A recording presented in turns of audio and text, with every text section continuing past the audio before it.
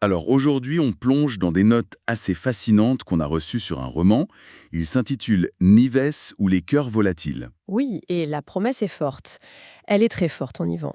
Comprendre comment une seule nuit, une seule conversation au téléphone peut dynamiter les certitudes de toute une vie. Et l'histoire nous jette dedans sans ménagement. Ah oui, on peut le dire. On plonge directement dans une scène d'ouverture qu'on peut difficilement oublier. Imaginez un peu, une femme, Nives, qui découvre son mari Anthéo mort. Mais pas n'importe comment. Non, pas n'importe comment. Il est tombé la tête la première dans l'auge du cochon. Et leur cochon, qui s'appelle Cyclamino, est en train de lui manger la joue. C'est une image à la fois grotesque et vraiment tragique. Mais ce qui est encore plus frappant, c'est la réaction de Nives. Les notes sont claires là-dessus. Pas une larme, pas une larme. Sa toute première pensée, très pragmatique, c'est de pester contre son mari. Quel besoin de sortir par ce vent glacial. Et juste après, elle abat le cochon. C'est direct. Cette ouverture, elle nous montre tout de suite une femme qui refuse le chagrin conventionnel. Sa réaction est presque brutale, mais elle nous dit tout de son caractère, de ce monde rural sans fioriture. Le drame, il n'a pas sa place face à la nécessité, quoi. C'est vrai, on sent tout de suite la femme de la terre solide, qui ne s'encombre pas de sentiments superflus. Mais cette carapace, elle suissure assez vite. Forcément, son mari est mort et elle se retrouve dans une solitude profonde. Et comme si ça ne suffisait pas, sa fille Laura débarque de France avec mari et enfant. Et la première chose qu'elle lui dit, c'est « Il faut qu'on décide ce qu'on va faire de toi ». Oula. On sent tout de suite que la question de l'héritage n'est pas très très loin. Absolument. Nivelle s'est complètement désorienté, abandonné affectivement.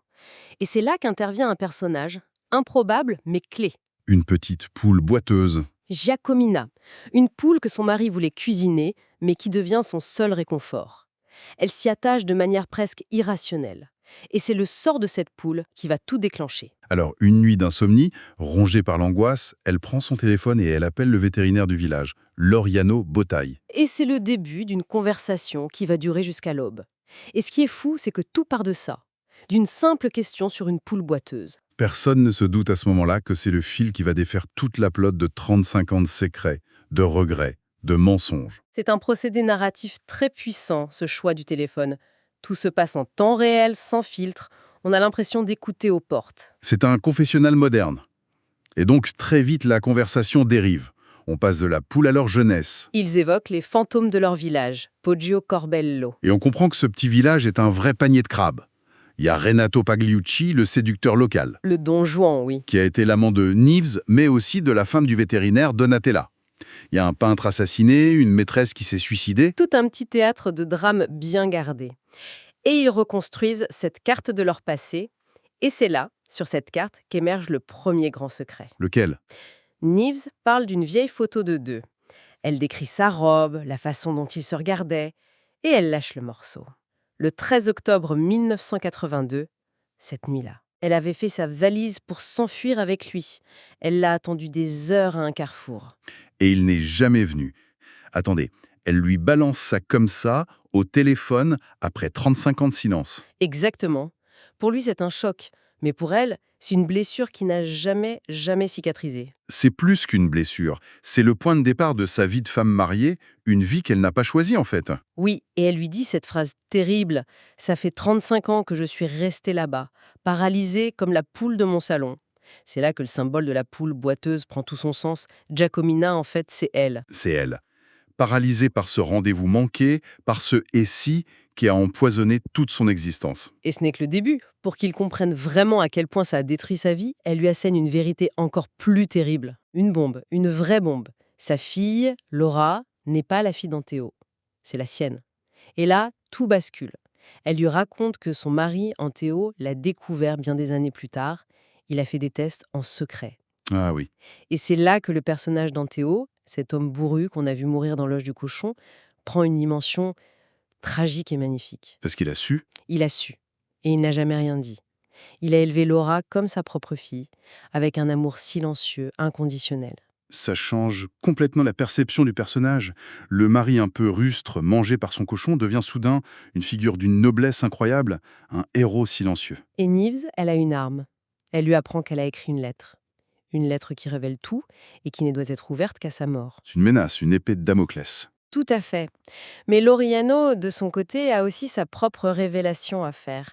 Il lui explique enfin pourquoi elle n'est jamais venue à ce fameux rendez-vous. Ah, on va enfin avoir sa version de l'histoire. Alors, qu'est-ce qu'il a arrêté? Au moment où il allait partir la rejoindre, sa femme, Donatella, a eu un malaise. Oh non. Il est resté à son chevet et c'est cette nuit-là qu'il a compris qu'elle était enceinte de leur fils Amadeo. Il était piégé lui aussi. C'est la tragédie de deux destins brisés par une question de timing et de non-dit. C'est vertigineux. Deux vies entières qui basculent sur un mal de ventre. Mais l'histoire ne s'arrête pas là. Les secrets ont la vie dure. Et il contamine la génération suivante. C'est exactement ce qui se passe ici. C'est là que le drame prend une tournure quasi antique. Des années plus tard, leurs enfants, Laura et Amadeo, Qui sont donc demi-frères et demi-sœurs sans le savoir. tombent éperdument amoureux à l'adolescence. Le cauchemar absolu. Pour Nive, qui connaît la vérité, ça a dû être insupportable. Comment est-ce qu'elle réagit? Elle panique. Terrifiée par cette relation incestueuse, elle prend une décision monstrueuse. C'est-à-dire? Elle va voir le séducteur du village, ce Renato Pagliucci, et elle lui demande de séduire sa propre fille. Sa propre fille, Laura. Oui, pour la détourner d'Amadeo. Et elle ajoute cette phrase terrible: continue jusqu'à ce que tu sois sûr du désastre. C'est une manipulation d'une cruauté. Sans nom. Elle sacrifie le bonheur de sa fille pour protéger son secret. Ça nous montre une femme aux abois, prête à tout. Et Loriano, à l'autre bout du fil, il est anéanti en apprenant ça. Il se souvient de la dépression de son fils Amadeo à cette époque. Une dépression qui l'a poussé à quitter le village, c'est ça? Exactement. On voit comment un secret, comme une onde de choc, détruit des vies sur plusieurs générations. Du coup, Loriano la supplie de brûler cette fameuse lettre. J'imagine que la conversation devient extrêmement tendue. Oui, et plus introspective aussi. Nive avoue n'avoir jamais vraiment pu aimer sa fille Laura. Elle la voyait comme le rappel constant de cet amour raté, le fruit d'un mauvais père. C'est une cascade de confessions. Elle avoue s'être ressentie trucidée en apprenant à l'époque que Donatella était enceinte en même temps qu'elle. Elle finit par comparer sa propre addiction, la solitude, à celle de Loriano, l'alcoolisme. Chacun son démon, droit. On a l'impression d'avoir touché le fond du drame. Tous les secrets sont sortis. On se demande comment ils vont pouvoir raccrocher et continuer leur vie. Et pourtant, il y a un dernier coup de théâtre, le plus grand de tous, Ah bon? de sa femme, Donatella. qui dort à côté de lui. Il demande, un peu inquiet, « Donatella, tu es là ?» Et là, une troisième voix se fait entendre dans la nuit. Calme, glaciale. Qu'est-ce qu'elle dit? « Je suis là. Mais continuez. Il est très bien ce petit feuilleton nocturne. » Non, c'est le pire scénario possible. L'humiliation totale. La conversation privée qui devient un procès public en direct. L'ambiance doit changer du tout à tout en une seconde. C'est un renversement de pouvoir spectaculaire. Donatella a tout entendu, probablement depuis le combiné de leur téléphone de chambre. Et Loriano? Loriano, pris au piège, devient pathétique. Il bafouille, il essaye de minimiser, il parle d'une erreur de jeunesse. Mais elle n'est pas dupe, j'imagine. Pas du tout. Elle le démolit avec un calme terrifiant, le traitant de dindon de la farce. Elle révèle même qu'elle met des tranquillisants dans sa soupe pour l'empêcher de trop boire. C'est incroyable. Elle a toujours eu le contrôle. Il n'a jamais rien vu. La femme qu'on pensait trompée, endormie, c'est elle qui tire les ficelles. Et Nivs, à l'autre bout du fil, comment elle vit cette scène? Elle doit être dévastée que son grand amour perdu soit révélé comme étant si faible. Eh bien non. Et c'est là toute la magie de l'histoire. Pour Nives, cette humiliation publique de Loriano, ce n'est pas une tragédie, c'est une révélation. Une révélation. L'homme qu'elle a idéalisé, pleuré pendant 35 ans, s'effondre sous ses yeux. Il n'est plus le héros romantique, mais un adolescent attardé qui lui fait pitié. Et en un instant, cette pitié la guérit. Elle est libérée par la destruction de son propre fantasme. Tout son regret s'évanouit parce qu'elle réalise qu'elle n'a rien raté du tout. Et son mari? Anteo? Son défunt mari, celui qui a gardé le secret et élevé sa fille, lui apparaît soudain comme un saint. Le mari bourru, mangé par un cochon, c'est lui le vrai héros. L'idéal romantique, c'est un lâche. C'est une réécriture complète de sa propre histoire. Une fin de deuil et une renaissance. Comment ça se termine, cette nuit de folie? Nivresse raccroche, libérée. Et là, le dernier symbole magnifique, la poule Giacomina, celle qui était boiteuse, paralysée comme elle, se met soudain à bouger normalement. Et Et elle a pondu un œuf, un signe de vie, de renouveau. Pour la première fois depuis la mort de son mari, Nivresse a faim. La conclusion est simple. Parfaite, elle va se faire un œuf au plat. Alors, quand on prend un peu de recul, qu'est-ce qu'on retient de cette histoire?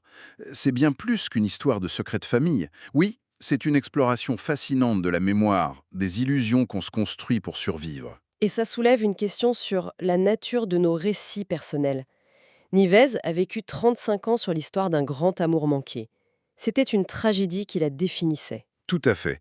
Et la vérité, même brutale, révélée dans des circonstances chaotiques, ne l'a pas détruite. Au contraire, en faisant exploser l'illusion, ça lui a permis de voir la vérité de sa propre vie, l'amour silencieux de son mari. La vérité s'est avérée libératrice. Oui, du moins pour elle. Pour Loriano, la nuit se termine sur une humiliation et la prise de conscience de sa propre lâcheté. Mais pour Nives, c'est le début d'une nouvelle vie, symbolisée par cet œuf. Et ça nous laisse avec une dernière pensée à méditer. Combien de nos propres certitudes, de nos grands récits personnels, sur nos amours, nos échecs, nos regrets, reposent sur une version incomplète, voire erronée de l'histoire? Et que se passerait-il si, une nuit, un simple coup de téléphone venait tout faire basculer?